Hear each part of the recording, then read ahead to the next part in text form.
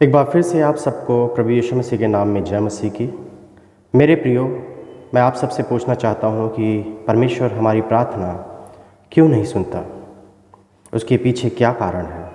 क्या आप जानते हैं कि आप बहुत समय प्रार्थना में बिताते हैं, फिर भी आपको अपनी प्रार्थना का उत्तर नहीं मिलता है, और बाद में आप ऐसे कह के बहाना मार देते हैं कि परमेश्वर की इच्छा नहीं थी। मैं आपको सच कहूँ, ऐसे बहाना मारना बंद कर दीजिए। यदि आपका काम हो जाता है तो आप कहते हैं परमेश्वर की इच्छा है, और यदि आपका काम नहीं होता है तो आप कहते हैं परमेश्वर की इच्छा नहीं है। आप ऐसे बहानों को मारना बंद करिए। ये क्या आप नहीं जानते कि हम जन्म से ऐसे आदतों को अपने जीवन में पाए हैं कि जब हमारे पूर्वजों ने परमेश्वर के सामने आदि में ऐसे बहाने किए थे। आप ऐसे बहानों को छोड़ दें, हमारे पास आइए, परमेश्वर के वचन में चलते हैं। मैं आपको बताऊंगा कब और कैसे परमेश्वर आपकी सचमुच प्रार्थनाओं को सुनेगा और वो आपकी प्रार्थना का उत्तर भी देगा। आज मैं आपको 5 ऐसे बिंदु जो बहुत ही इम्पॉर्टेंट है जब आप प्रार्थना शुरू करते हैं। तो यदि आप प्रार्थना करते हैं और आपकी प्रार्थना सुन ली जाती है, इन 5 बिंदुओं को अपने प्रार्थना में जब आप अप्लाई करते हैं तो आप मुझे कॉल करें, आप मुझे शेयर करें कि मैं भी पवित्र आत्मा को धन्यवाद दे सकूं जिसने मुझे ये सिखाया है। आइए चलते हैं उन 5 बिंदुओं की तरफ, जो 5 बिंदु महत्वपूर्ण है हमारी प्रार्थना में। पहला बिंदु ये है, एक अस्वार्थ भरी प्रार्थना परमेश्वर को स्वीकार योग्य होता है। एक अस्वार्थ भरी प्रार्थना परमेश्वर को स्वीकार योग्य होता है। याकूब की पत्री 4 अध्याय 3 पद, तुम मांगते हो और पाते नहीं, इसलिए कि बुरी इच्छा से मांगते हो ताकि अपने भोग विलास में उड़ा दो। मैं फिर से कहना चाहूँगा, तुम मांगते हो और पाते नहीं, इसलिए कि बुरी इच्छा से मांगते हो ताकि भोग विलास में उड़ा दो। जब आप परमेश्वर के करीब जाते हैं तो आपको ये जानना चाहिए कि आप जब कुछ भी बिना शक का मांगने जा रहे हैं तो आपके अपने मन को और अपने हृदय को प्रार्थना के लिए तैयार करना है। लेकिन आपके साथ होता क्या है, जब आप कुछ मांगते हो तो आप बहुत सारी चीज़ें सोचने लगते हो और उसमें एक एक करके बहुत सारी चीज़ों को ऐड भी करने लगते हो। तब परमेश्वर आपकी प्रार्थना नहीं सुनता है। समय गुजरता है और आप आशा रहित हो जाते हो, आपकी विश्वास कमज़ोर होने लगते हैं, और आप प्रार्थना में जब भी मांगिए, मैं आपसे सच कहता हूँ, अपने शब्दों पर अटल रहिए, अपना मन मत बदलिए, परमेश्वर आपकी प्रार्थना सुनेगा। दूसरा बिंदु, एक विश्वास योग्य प्रार्थना परमेश्वर के नज़र में स्वीकार योग्य होता है। एक विश्वास योग्य प्रार्थना परमेश्वर के नज़र में विश्वास योग्य होता है। मरकुस रचित सुसमाचार 11वां अध्याय 24 पद, इसलिए मैं तुमसे कहता हूँ कि जो कुछ तुम प्रार्थना करके मांगो तो प्रस्तुति कर लो कि तुम्हें मिल गया और तुम्हारे लिए हो जाएगा। मैं फिर से पढ़ता हूँ, इसलिए मैं तुमसे कहता हूँ कि जो तुम प्रार्थना करके मांगो तो प्रतीति कर लो कि तुम्हें मिल गया और तुम्हारे लिए हो जाएगा। जब आप प्रार्थना में मांगते हैं लेकिन आप यहाँ ये सोचते हैं कि अगर ऐसा नहीं हुआ तो परमेश्वर मेरे लिए इससे बेहतर रखेगा, और आपके साथ होता क्या है, आप लोगों से अपने मन की शांति के लिए पूछने लगते हैं, परंतु ये कि आप परमेश्वर पर विश्वास रखने के बजाय आप लोगों की इच्छाओं को जानना चाहते हैं। क्या मैं सही कर रहा हूँ या गलत कर रहा हूँ, क्या ऐसा होगा या वैसा होगा। यद्यपि आपका प्रार्थना का परिणाम क्या होता है कि आपको ऐसे प्रत्युत्तर मनुष्यों से नहीं मिलते हैं, और आपका विश्वास जो होता है प्रार्थना में कमज़ोर पड़ जाता है, और इसलिए आप पूरी तरह से विश्वास नहीं कर पाते हैं और आपकी प्रार्थना व्यर्थ ठहरती है। इसलिए जब भी प्रार्थना करें तो आप पूरी तरह से परमेश्वर पर विश्वास करके करें। तीसरे बिंदु को देखते हैं, जो पूरी तरह से परमेश्वर के ऊपर निर्भर रहने वाला व्यक्ति प्रार्थना करता है तो परमेश्वर की नज़र में वो स्वीकार योग्य होता है। जो पूरी तरह से परमेश्वर पे निर्भर रहने वाला व्यक्ति प्रार्थना करता है तो वो परमेश्वर की नज़र में स्वीकार योग्य होता है। नीति वचन 3:5, तू अपनी समझ का सहारा न लेना वरन संपूर्ण मन से यहोवा पे भरोसा रखना और उसी को स्मरण करके सब करना, तब वह तेरे लिए सीधा मार्ग निकालेगा। मैं फिर से आपके लिए पढ़ता हूँ। तू अपनी समझ का सहारा न लेना वरन संपूर्ण मन से यहोवा पे भरोसा रखना, उसी को स्मरण करके सब काम करना, तब वह तेरे लिए सीधा मार्ग निकालेगा। आप परमेश्वर पे विश्वास करने के द्वारा आपकी प्रार्थना सुनी जाती है, परंतु आप क्या करते हैं? अपने रिश्तेदारों पे विश्वास करते हैं, अपने खास लोगों पे विश्वास करते हैं और आपका मन ऐसा कहता है कि शायद हम जब उनसे पूछेंगे तो सही और गलत सब बताएंगे। लेकिन आप ये नहीं सोचते हैं कि आपको जो भी पूछना हो इस विषय में परमेश्वर से पूछें। इन सब के बजाय आप मनुष्य में विश्वास करने लगते हैं और जबकि आपको उसका परिणाम नहीं मिलता है और बाद में आप बहाने मारने लगते हैं। क्यों? क्योंकि आप पूरी तरह से परमेश्वर पे निर्भर नहीं होते हैं।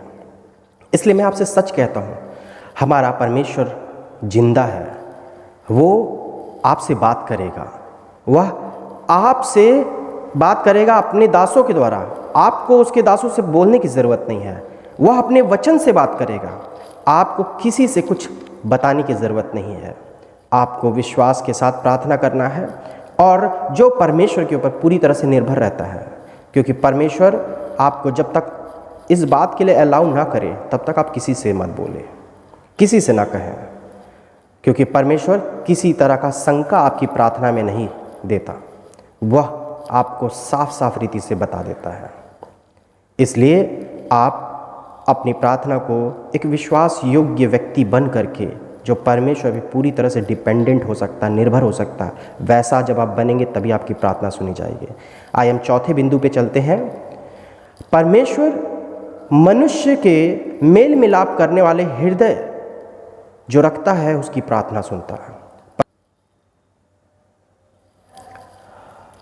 परमेश्वर उस मनुष्य के जिसके पास मेल मिलाप की आत्मा का हृदय हो उसकी प्रार्थना सुनता है। परमेश्वर उस व्यक्ति के जिसके पास मेल मिलाप की मन हो उसकी प्रार्थना सुनता है। मत्ती रचित सुसमाचार 5वां अध्याय 23 और 24। इसलिए यदि तू अपनी भेंट वेदी पर लाए और तू स्मरण करे कि मेरे भाई के मन में मेरी ओर से कुछ विरोध है, तो अपनी भेंट वही वेदी के सामने छोड़ दे और जाकर पहले अपने भाई से मेल मिलाप कर, तब आकर अपनी भेंट चढ़ा। फिर से मैं पढ़ता हूँ, बहुत जरूरी है। इसलिए यदि तू अपनी भेंट वेदी पर लाए और वहाँ तू स्मरण करे कि मेरे भाई के मन में मेरी ओर से कुछ विरोध है, तो अपने भेंट वही वेदी के सामने छोड़ दे और जाकर पहले अपने भाई से मेल मिलाप कर, तब आकर अपनी भेंट चढ़ा। आप प्रार्थना करते हैं लेकिन आपके पास क्षमा करने की और मेल मिलाप करने का मन नहीं रखते, तो याद रखिए परमेश्वर आपकी प्रार्थना नहीं सुनेगा। परमेश्वर कैसे आपकी प्रार्थना सुनेगा? जब आपके मन में अपने लोगों के लिए प्रेम ना हो या जिसके प्रति ऐसा महसूस हो कि हमने गलत किया है, तो आप क्षमा मांग लें, क्योंकि परमेश्वर मेल मिलाप करने वाली आत्माओं की प्रार्थनाओं को सुनता है। आप ऐसा करते भी हैं लेकिन दिल से नहीं करते हैं। मेरे कहने का मतलब है, आप अपने भाई बहनों को माफ़ तो करते हैं लेकिन सिर्फ शब्दों से। आपको उनके लिए एक बलिदान देना है। आपको जैसा आप अपने आप से प्रेम करते हैं वैसा प्रेम करना है। क्षमा करने के बाद मैं आपको सच बताऊं, ये पाप जो है ना, वो यूं ही नहीं जाता है। इसके लिए एक स्वयं का बलिदान देना बहुत ज़रूरी हो गया है।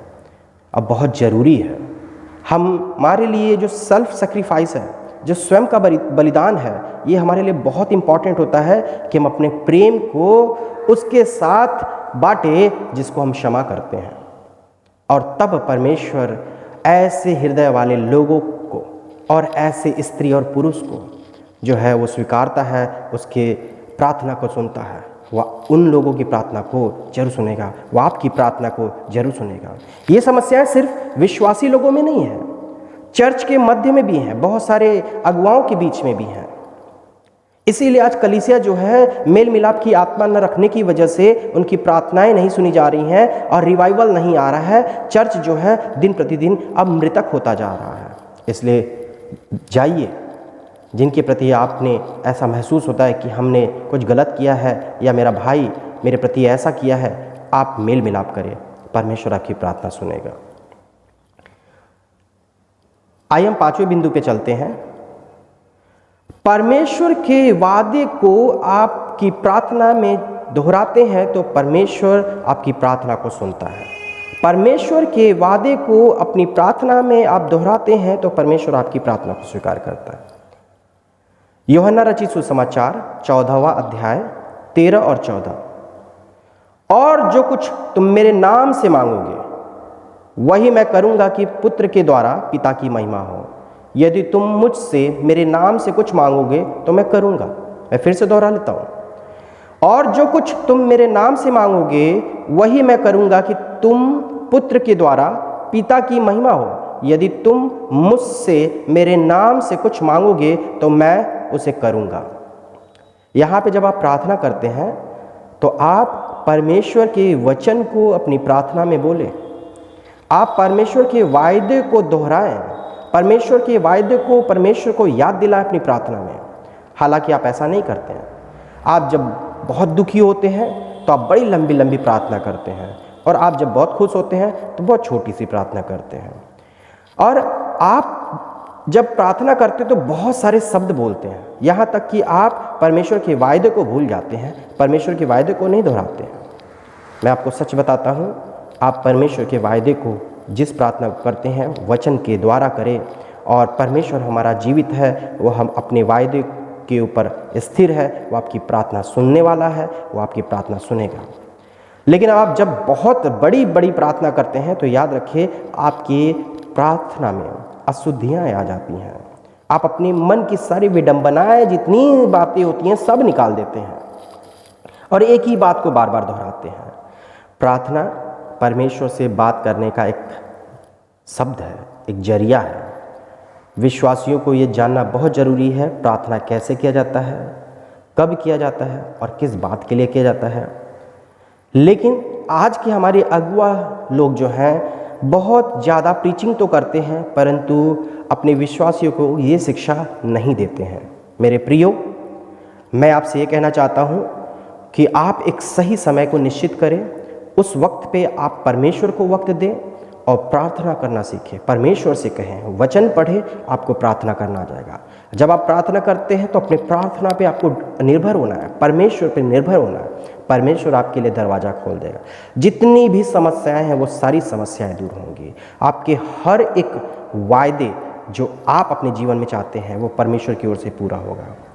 अपनी प्रार्थना में कहें कि जो कुछ भी वचन में जितने वायदे लिखे हैं वो सब मेरे लिए और मेरे परिवार के लिए हैं, वो सब मसीह यीशु के नाम से पूरे हों।